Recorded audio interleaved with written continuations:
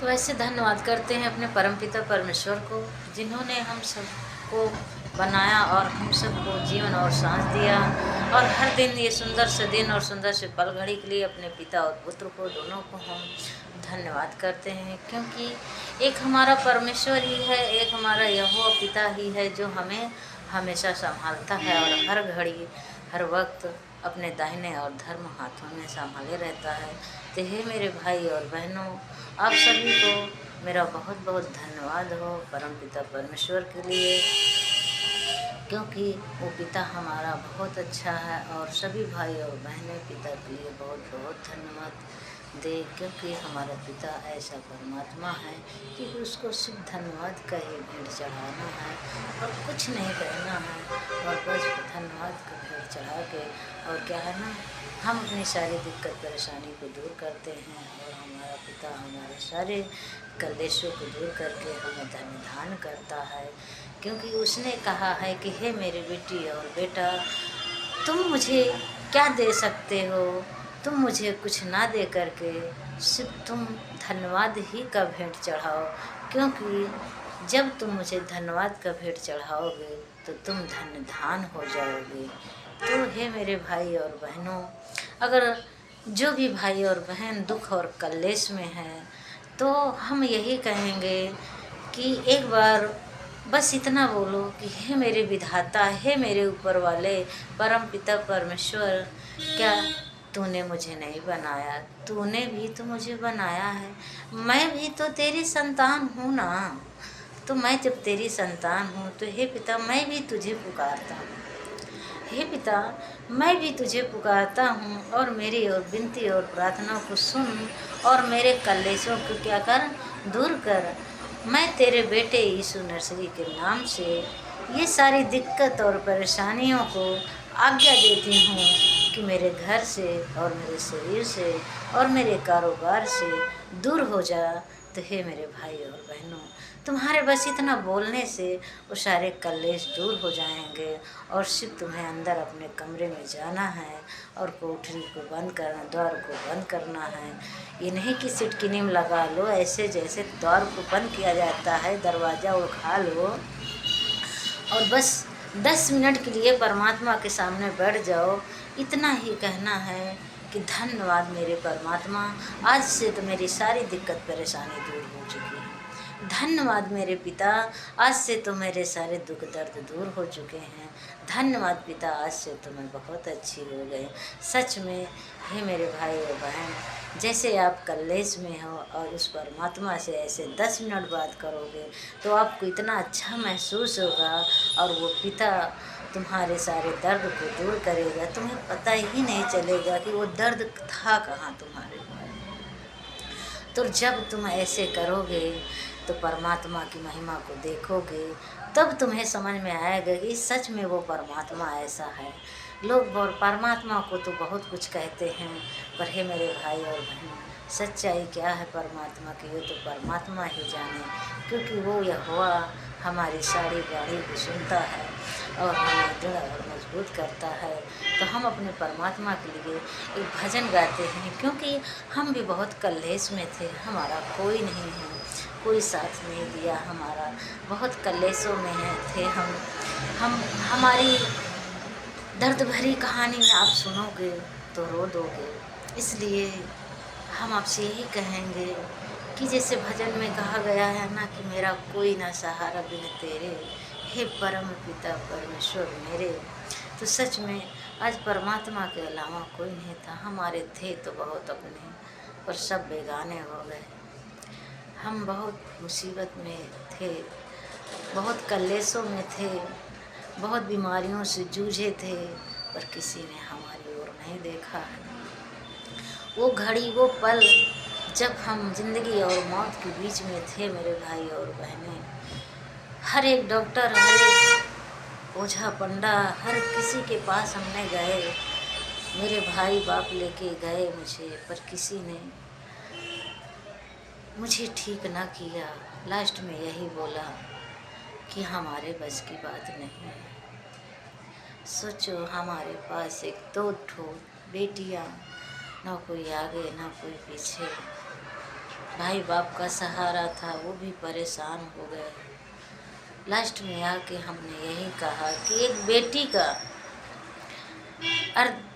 डोली मायके से उठती है, ससुराल जाती है, और ससुराल से अर्थी उठती है, तो अब बस करो, मेरा इलाज मत करो, मैं अपने ससुराल ही जाती हूँ। अगर मैं किसी के साथ गलत करी हूँ, अगर किसी का हराम का खा के अपने बच्चों को पाल रही हूँ, हराम की कमाई से अपनी दुकानदारी बनवा करके अगर हूँ, तो मैं मरूंगी।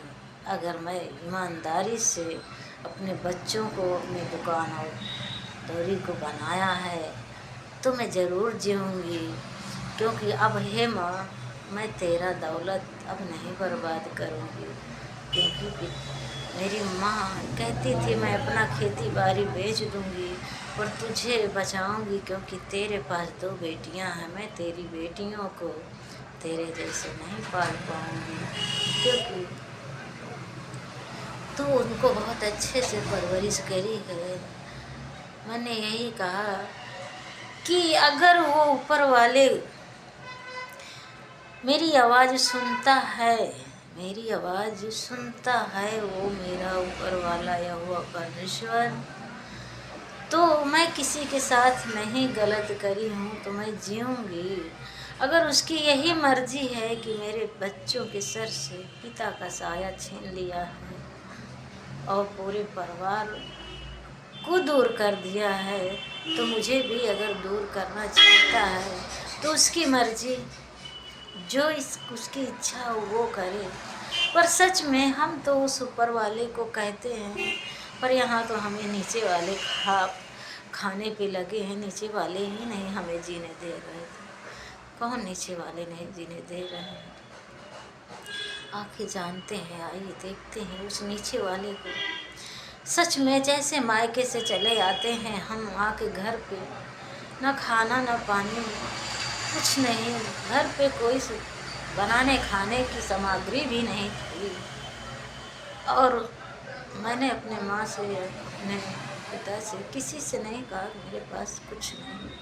मैंने सिर्फ उसी से कहा, क्योंकि मैं भोलेनाथ की भक्त थी। उसी से मैंने कहा कि सब कुछ देने वाला तो तू ही है, सब कुछ बिगाड़ने वाला तू ही है। अगर तू इसी में खुशी है, तू इसी में खुशी है, तेरी जो मर्जी। मैं किसी से कहने वाली नहीं हूँ कि मुझे कोई दे दे, न किसी से मैं मांगने वाली हूँ, न किसी से कहने वाली हूँ कि तू मुझे बचा ले। जैसे तेरी इच्छा वैसे मेरी इच्छा, यही चाहता है तो यही सही। पर जब मैं जी ली हूँ तो मेरे बच्चे भी जी लेंगे। तो ऐसे मैंने कहा और लेट गई। और जब मौत आती है और मुझे मेरा हाथ पैर उठा लेती है बांध करके और लेके चलने लगती है, तभी मैं झटक देती हूँ। रात को 10:30 और 11 बजता है। एक बार 10:30 बजे, एक बार 11:30 बजे। तभी मेरी बेटियाँ, बड़ी बेटी को इतना ज़्यादा बुखार था, छोटी बेटी भूख से तड़पती हुई मेरे हाथ में आके लिपट गई और बोली, मम्मी तुम्हें क्या हुआ? मैंने कहा बेटा कुछ नहीं। बोली, मम्मी भूख लगी है। मैंने कहा बेटा, अगर मैं आज की रात जी जाती हूँ तो कल कहीं ना कहीं से तुम्हें उधार बाड़ी ला करके रख दूँगी। मैंने अपने मन में सोचा, हफ्ता 10 दिन जो भी सामग्री चलेगी, मेरे बच्चे ये सोचेंगे मेरी माँ मरते मरते मर गई। पर हमें जो है ये खाने पीने की चीज़ें रख कर गई है। उतने में बड़ी वाली बेटी का इतना बुखार था, इतना बुखार था कि मेरा हाथ नहीं उठता था कि मैं उस पे हाथ रख दूँ। और वो उठकर आई, बोली, मम्मी क्या हुआ, तुम क्यों इतना हाथ पैर झटक रही? मैंने उसको नहीं बताया कि मुझे क्या हो रहा है। मैंने कहा बच्चे डर जाएंगे, बच्चे डर जाएंगे। मैंने कहा कुछ नहीं बेटा, पर एक बात याद रखो, अब तो शायद मैं नहीं बचूंगी, क्योंकि अब हर तरह का दवा और दुआ हो गया है और मैं किसी का पैसा खर्चा भी नहीं कराना चाहती हूँ। जब आराम ही नहीं मुझे मिल रहा है किसी चीज़ से, तब ऐसा करो, अगर मैं शायद गलत तो अपनी जान किसी के साथ नहीं किया। अगर मैं गलत हूँ तो फिर जब मर जाऊँगी तो है ही। पर इतनी मेरी बात याद रखना, तुम किसी के दरवाजे मत जाना बेटा। मैंने तुम्हें दुकान बनवा दिया है, उसी दुकान में मामा को बोलना सामान भरा देंगे। और मैं रानी के जैसे छोटी बिटिया को पाली थी, तुम पढ़ाई बंद कर देना और उसको बेटी के जैसे पाल लेना।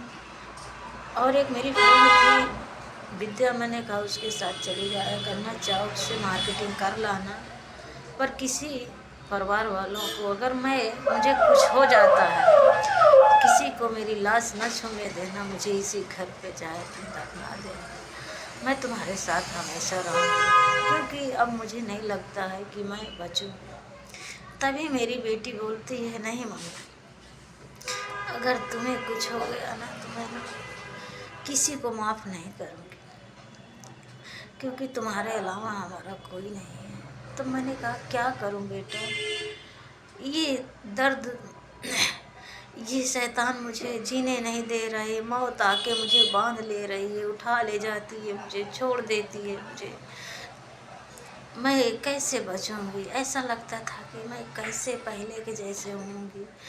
ऐसे मक्खियाँ मेरे शरीर पे ऐसा लगता है चिपकी रहती थी, बस ऐसे था। और तभी उसी समय मेरी बहन एक्सपायर हुई थी। उसके बाद मेरी तबीयत ख़राब हो गई थी। कोरोना में मेरी बहन एक्सपायर हुई थी, उसके बाद मेरी तबीयत ख़राब हो गई थी। फिर मेरे भाई और मेरे बहनों, फिर उसी रात मैंने इस नाम को सुना था जो आज मेरा प्रभु है, जिसको मैं प्रभु कहती हूँ ना, जो मेरा यहोवा है, जो मेरा परमेश्वर है। उसी रात मेरे पास कोई ओझा और पंडा तो था नहीं, कोई डॉक्टर तो था नहीं, मेरे पास कोई नहीं था। मैंने इस नाम को सुना था कि यीशु मसीह का नाम लेने से सारा दुख और दर्द दूर हो जाता है। मैंने वही 11 बजे रात को यूट्यूब में बोला और यीशु मसीह की प्रार्थना सुना। और जैसे प्रार्थना सुनती हूँ और वैसे मुझे काफ़ी रिलीफ मिलता है। फिर मैं एक प्रार्थना और सुनती हूँ, 12:30 बज गया, उतने में मैं सुनती हूँ टीवी चल रही है। और फिर उसके बाद क्या है ना, वो शैतान मेरे शरीर से निकल करके सारे बाहर आ गए और बोले, हम तुझे लेने आए थे, तू यीशु मसीह की प्रार्थना क्यों सुन ली, हम तेरे पास नहीं आ पा रहे। सच में मेरे भाई और बहनों, उस रात मैंने उस परमात्मा को अपने देखा और मैंने फिर एक प्रार्थना सुना। ऐसे फिर मैं चैन की नींद सो गई। मेरी रात भर सुबह तक में मेरी बेटी का भी बुखार उतर गया और मैं भी बिल्कुल ठीक हो गई। सुबह मैं उठी तो मुझे ऐसा लगता है कुछ हुआ ही नहीं मुझे। और मेरे घर में एक पैसे भी नहीं थे, मेरे घर में खाने पीने की कोई चीज़ भी नहीं थी कि जिससे मैं अपने बच्चों को बना के खिला दूँ। गेहूँ तो था पर आटा नहीं था। पछोड़ू कैसे, इतनी कमज़ोर हो गई थी 2 महीने की बीमारी में। 2-2.5-3 महीना बहुत बीमार रही। उसके बाद जो है, पर जब तक पौरुख चलता था तब तक मैं दुकान जाती थी, किसी ने मुझे नहीं जान पाया कि इसकी तबीयत ख़राब है। और जब एकदम से हाथ पैर जवाब देने लगे तब जाके मैं घर पे रहने लगी। 2-4 दिन घर पे थी बस। उसके बाद फिर हमारा परमात्मा मिला और मेरा एक गल्ला था जिसमें मुझे याद था कि इसमें सिर्फ 10 रुपये फंसा है उसके मुंह के पास। पर उस समय मैं उस परमात्मा से विनती करी, हे पिता, इस गल्ले का पैसा निकाल दे 10 रुपये, ताकि 5 रुपये का दूध आ जाएगा, 5 रुपये की चीनी, तो चाय बना दूंगी बच्चों को अपने और टोस्ट ला के खिला दूंगी तो खा लेंगे। उस समय परमात्मा ने उसमें 50 रुपये निकाला। 50 की, वो 10 की नोट मुझे 50 की नोट मिली। और वो सब्जी वाला आया, मैंने सब्जी लिया। फिर बाजू में एक दुकान थी, मैंने वहाँ गई और बोला मेरी तबीयत ख़राब थी इसलिए मैं आटा नहीं बना पाई, मुझे सारा सामग्री का सामान उधार दे दो, मैं आज दुकान जाऊँगी। तो वहाँ से सारा चीज़ ला करके और फिर तुम्हें पैसा तुम्हारा शाम तक मैं दे दूँगी। मैंने वहाँ से खाने पीने के सारा सामान लाया और पिता से प्रार्थना किया। पहले तो पिता के बारे में मुझे कुछ नॉलेज नहीं था, पर मैंने इतना ही बोला कि हे पिता, बहुत दिन से मैं भूखी हूँ, खाना पेट भर नहीं खाई, मेरा खाना अच्छे से नहीं बनता, मेरा खाना अच्छे से नहीं बनता है, मेरा खाना जल जाता है। मैं कितनी भी अच्छी सब्जी ले जाती थी, ताज़ा ताज़ा दूध मेरा फट जाता था, ले जाती थी, पर सब्जियां जल जाती थी। मैंने पिता से प्रार्थना किया और मैं जैसे सब्जी चावल रोटी बनाई, अच्छा स्वादिष्ट बना और मैं खाई, बच्चों को खिलाई और बच्चों को स्कूल भी भेज दी जहाँ मैं चल नहीं पाती थी। उस रात उस परमात्मा की प्रार्थना सुनने से मैंने अपने बच्चों को सारा काम किया घर का और खाना खिलाया और बच्चों को स्कूल भी भेजा। घर का सारा काम करके मेरे पास 2 दुकानें थी। मैं एक घर की दुकान चलाती थी, एक रोड में।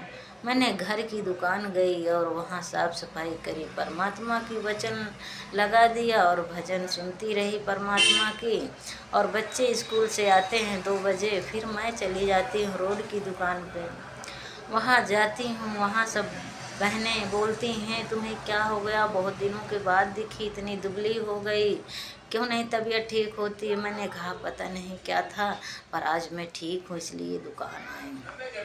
सब बहनें दुआएं देने लगी कि परमात्मा तुम्हें अच्छा करे, तुम आज अगर ठीक हो उस प्रभु से तो अब प्रभु की ओर ही रहना, प्रभु की ही बात मानना, तुम अब किसी की मत सुनना। और मैंने जब शाम को वहाँ से निकली दुकान से तो मुझे ऐसे अचानक लगा कि हाँ मैं तो इतनी अच्छी हो गई, इतनी अच्छी हो गई कि ऐसा लगता तो मुझे कुछ हुआ ही नहीं। और जो है मैं उधार सारा सामान ली, खाने पीने की चीज़ें, मैंने कहा सबको मैं दे दूँगी बाद में, अभी मैं थोड़ा तबीयत ख़राब हो गई थी, कमज़ोर हूँ, बाद में कमा के दे दूँगी। सब ने बोला, दुकानदारों ने ले जाइए, आप जब ठीक हो जाना तब देना। और मैं लेके आई तो बहुत खुश थी। घर पे आते आते मैंने कहा सबसे पहले अपने माँ को मैं बताती हूँ। मेरी माँ रोती है मेरे बिना कि हे माँ मैं कैसे एक चमत्कार हुआ और मैं ठीक हो गई। हे माँ एक चमत्कार हुआ और मैं ठीक हो गई। मैं अपने माँ से बात नहीं करती थी, मैं अपने बहनों से बात नहीं करती थी। जो कोई मेरा हाल चाल लेता था तो मैं और बीमार हो जाती थी और दिक्कत में आ जाती थी। मैं बहुत चिड़चिड़ाती थी, मैं सबको बोल देती थी मेरे से कोई ना बात करे। पर उस दिन मैंने सब बहनों को, अपने 5 बहन थे, सब बहनों को मैंने बताया, भाई को बताया, माँ को बताया, जो देखने सुनने वाले थे उनको भी मैंने बताया कि मैं तो ऐसे अचानक अच्छी हो गई। तो उन्होंने कहा कि परमात्मा सबको नहीं मिलता है, अगर बेटा तुम्हें मिला है तो अपने परमात्मा को कभी छोड़ना नहीं। आज से तुम्हारे सारे कल्ले दूर हो गए हैं। तो हमने उस परमात्मा की ओर गए और उसी दिन से बस इतना ही बताते हैं कि हे मेरे भाई और बहनों, बस अगर जिसको जो भी दिक्कत है तो परमात्मा से प्रेम करके तो देखो। इंसान तो सबको छोड़ देते हैं पर परमात्मा हमारा किसी को नहीं छोड़ता है। और मेरा परमात्मा उस दिन से क्या ना मेरी सारी दिक्कत परेशानी को दूर किया। यहाँ तक कि हम कभी जुखाम बुखार सर्दी तक भी नहीं होती, अगर कोई बुखार भी तो आता है हम धन्यवाद का भेंट चढ़ाते हैं और पिता से कहते हैं हे पिता इस बुखार को हमारे शरीर से क्या कर, नष्ट कर, दूर कर। हम ऐसे हटा देते हैं और वो हट जाता है। आज हम 2.5 साल हो गया है, हम एक टेबलेट तक अपने लिए, अपने बच्चों के लिए नहीं लाए। नहीं, हर साल हमें ग्लूकोज चढ़ता था, हर साल हम बीमार हो जाते थे और हर दवाइयाँ हर महीना चलती रहती थी और हम जो है कलेसों में पड़े रहते थे। पर आज हमारा वो परमात्मा सारी दिक्कत परेशानी दूर कर दिया। वो कुछ नहीं लेता, सिर्फ धन्यवाद का भेंट चढ़ाओ। लोग बदनाम करते हैं कि इन्हें पैसा मिलता, कौड़ी मिलता है। कौन देगा पैसा? हमारा परमात्मा के अलावा कोई नहीं देगा। हाँ मिलता तो है पैसा। कैसे पैसा मिलता? पहले जो हमारे सारे पैसे दवा में जाते थे, आज वही हमारे पैसे बच रहे हैं। आज वही पैसे बच रहे हैं। आज हमें ना कहीं जाना पड़ता है, ना कहीं आना पड़ता है। सिर्फ अब बताइए, हम अपने परमात्मा को धन्यवाद का भेंट चढ़ाते हैं और अच्छे हो जाते हैं। आज मेरा पूरा रिश्तेदार, पूरा नात, जहाँ जहाँ तक के लोग मुझे जानते हैं, मैंने जिसको भी दुख कलेश में देखा, मेरी दुकानों में जो कोई आया और उसको मैंने बता दिया, वो अच्छा हो जाता है। ऐसा हमारा परमात्मा है। पर अच्छा कब होता है? जिसका कोई ना सहारा, उसका परमात्मा सहारा। जिसका सब कोई सहारा है ना, वो तो क्या करता है ना, एक बार दो बार नाम लिया, बोलते कहाँ आए, ठीक हूँ। तो हमारा तो कोई नहीं था, तो हमने तो दिल से परमात्मा को पुकारा और आत्मा में बसा लिया। कहते नहीं, एक नाव में पैर रखोगे तो पार हो जाओगे, दो नाव में पैर रखोगे तो मझधारा में डूब जाओगे। तो परमात्मा ऐसा है, जो मानेगा वो बच जाएगा, जो नहीं मानेगा तो दुख और कलेश में भीगा रहेगा और फिर एक दिन मिट जाएगा। परमेश्वर से बड़ा कोई याद नहीं है, और वो परमेश्वर हमारा कोई दूसरा नहीं है। जैसे कि कभी हमारे भाई और बहन कार्ड बेटी का छपवाते हैं, तो उसमें सबसे पहले लिखा रहता है, परम पिता परमेश्वर को मेरा स्मरण। कैसे स्मरण कहते हैं, क्या कहते हैं, हमें थोड़ा नहीं पता है। उस कार्ड में ज़रूर पढ़िएगा, सबसे पहले परम पिता परमेश्वर। और जैसे कि जो भाई और बहन हर तरह के दुख और कलेशों से जूझता है, सब कुछ करता हुआ चला आया और लास्ट में उसकी दिक्कत परेशानी नहीं दूर होती, तो वो लास्ट में क्या बोलता है, हे ऊपर वाले, क्या तुझे नहीं सोहा? तब वो ऊपर वाले का नाम लेता है। वो ऊपर वाले को तो कोई पुकारता नहीं, सब कोई तो नीचे वालों में परेशान है ना।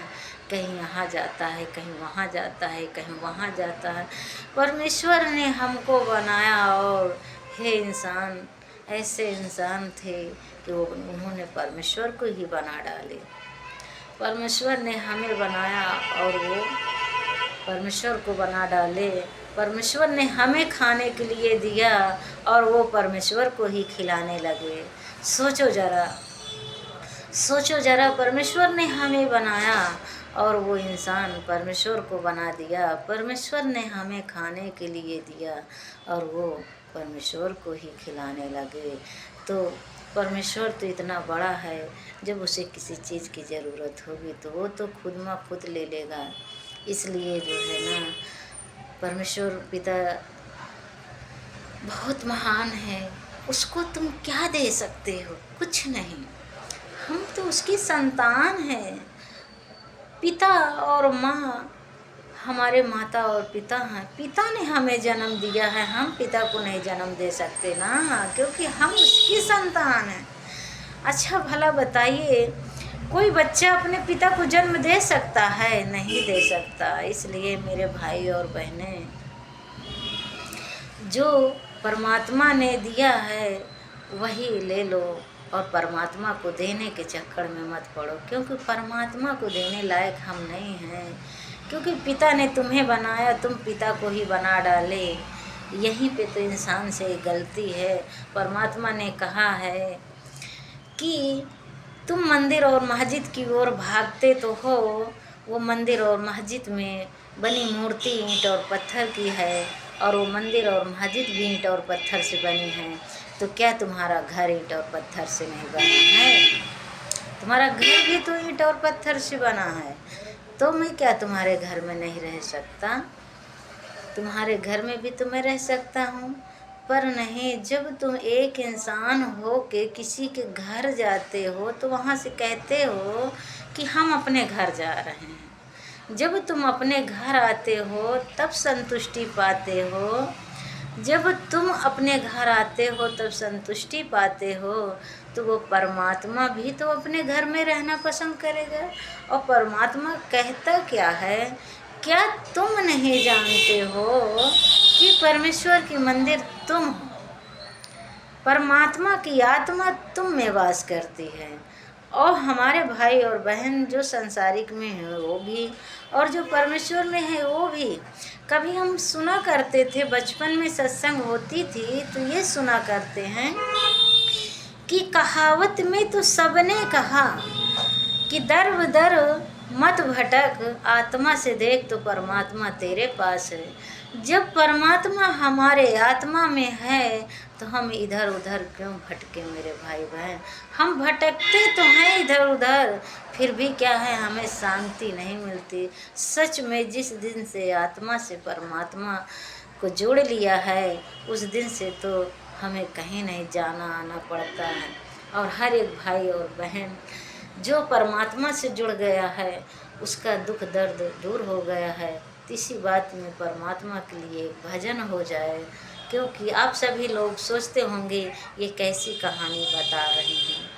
तो आपको किसी को अच्छा लगे तो सुनेगा और परमात्मा से मन लगाएगा, ज़रूर आपका पूरा दुख दर्द उसी क्षण दूर हो जाएगा, क्योंकि वो परमात्मा बहुत महान है। हम अपने परमेश्वर के लिए एक भजन गाते हैं, भजन नंबर 104 है ना। तो जैसे कि हमें लोग बहुत बदनाम करते हैं ना, हमें बहुत कुछ कहते हैं, पर हम तो ठहरे अपने बच्चों से प्रेम करें और अपने घर में जितना कार था करे और दुकान चले गए, वहाँ से आए फिर घर। किसी के ना 6 महीना 5 महीने, फिर भी बुराइयाँ हमारा पीछा नहीं छोड़ती। पर हमने क्या, उस बुराइयों से ही लड़ना सीखा ना, उस बुराइयों से ही लड़ना सीखा। आज वो बुराई को हम क्या अच्छाई में बदल देते हैं ना। तो हम उस बुराई को अच्छाई में बदल दें तो हम किसी की क्यों सुने। किसी ने हमारा नहीं सुना, किसी ने हमारा दुख दर्द नहीं देखा, किसी ने हमारा दुख दर्द नहीं बांटा, तो हम किसी की क्यों सुने। हम किसी इंसान से तो नहीं प्रेम कर रहे हैं कि किसी की सुने। हम तो परमात्मा से प्रेम किए हैं, तो हम किसी से क्यों सुने, किसी के क्यों डरें। क्यों, हम परमात्मा हमारे साथ है तो हम किसी से क्यों कहें कि आज हमें ये तकलीफ़ है। हम अपने पिता से ही ना कहें, हम अपने परमेश्वर से ही ना मांगे, हमारा पिता हमें खुद देगा, वो हमें संभालेगा। तो हम इंसान से आशा क्यों रखें, क्योंकि इंसान एक दिन करेगा, एक दिन देगा, तो 100 दिन कहेगा, ज़िंदगी भर कहेगा। तो कहने वाला काम मत करो, अपने पिता से लो, क्योंकि जो तुम्हारा माँ बाप है, जो तुम्हारा पिता है, वो अपने बच्चों को जो कुछ देगा वो कभी किसी से कहेगा नहीं। तो भजन नंबर हमारे 104 है। जैसे हमारे भजन में लिखा है, लाख दोहमते जमाना लगाए, हम तो ईश्वर की महिमा करेंगे। लाख दोहमते जमाना लगाए, हम तो ईश्वर की महिमा करेंगे। हम तो ईश्वर की महिमा करेंगे, हम तो ईश्वर की महिमा करेंगे। चाहे लाखों सितम हम पे ढाए, चाहे लाखों सितम हम पे ढाए, हम तो ईश्वर की महिमा करेंगे। हम तो ईश्वर की महिमा करेंगे। लाख दोहमते जमाना लगाए, हम तो ईश्वर की महिमा करेंगे। चाहे माता पिता हमसे छूटे, चाहे भाई बहन हमसे रूठे, चाहे माता पिता हमसे रूठे, चाहे भाई बहन हमसे छूटे, हम तो ईश्वर की महिमा करेंगे। हम तो ईश्वर की महिमा करेंगे।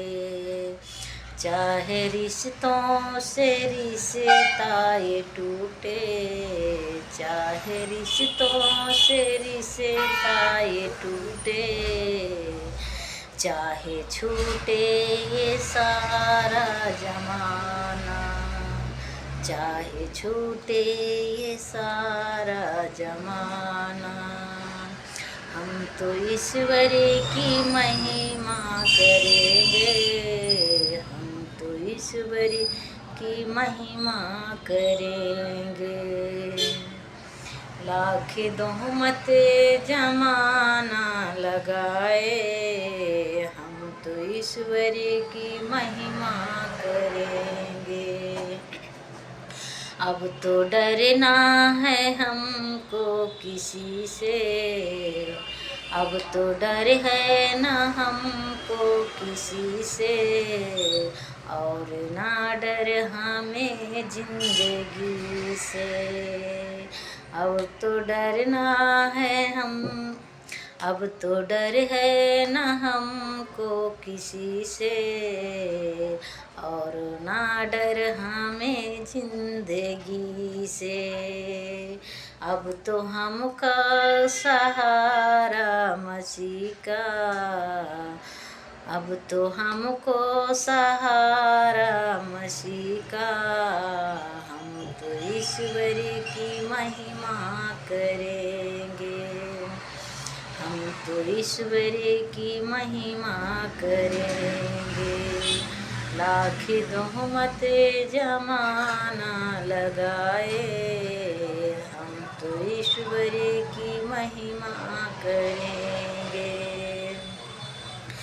मर गए जो अगर हम मसीह में, मर गए जो अगर हम मसीह में, कौन है हमको जिंदा करेगा, कौन है हमको जिंदा करेगा। जिसने यीशु को जिंदा किया है,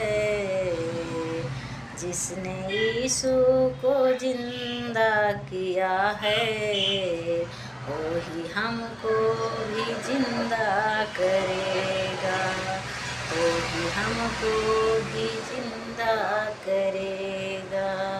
क्योंकि जिंदा है मेरा मसीहा, क्यों न हम उसकी महिमा करें, क्यों न हम उसकी महिमा करें। क्योंकि जिंदा है मेरा मसीहा, क्यों न हम उसकी महिमा करें। लाख दोहमत जमाना लगाए, हम तो ईश्वर की महिमा करेंगे। धन्यवाद परमेश्वर, धन्यवाद मेरे भाई और बहनों। ये मेरी वीडियो बहुत बड़ी है, बड़ी हो गई है, इसलिए इसके लिए हम सॉरी बोलते हैं। अच्छा लगे तो आप सुनिएगा, आपके लिए बहुत अच्छा होगा, क्योंकि हमारा परमात्मा बहुत अच्छा है। इसलिए हम आपके लिए, आप सभी भाई और बहनों के लिए जो जो ये वीडियो को देखे, परमात्मा आप सभी को दुख और कलेशों से दूर करे और ढेर सारी आशीषें दे। इस बात के लिए हम आपको बहुत बहुत धन्यवाद करते हैं। आमीन।